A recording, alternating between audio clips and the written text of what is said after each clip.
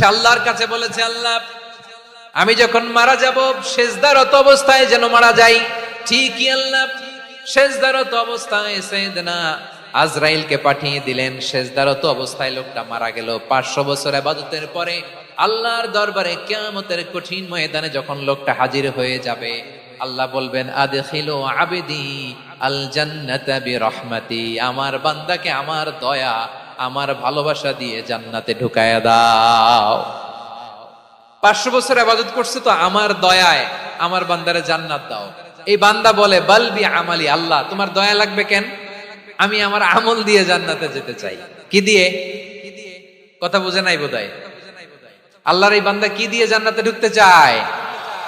আমল দিয়ে। আল্লাহ বলছে, আমার দয়ায় আমার বান্দারে জান্নাতে নিয়ে যাও। ফেরেশতারা এ বলে, আল্লাহ তোমার দয়া লাগবে কেন? সেজদা তো কম দেই নাই, জিকির করতে করতে 500 বছর শেষ করে দিলাম, আবার তোমার দয়া লাগবে?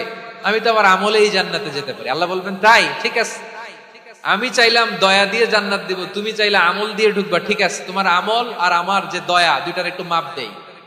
তোমার 500 বছরের ইবাদত এক পাল্লায় রাখো।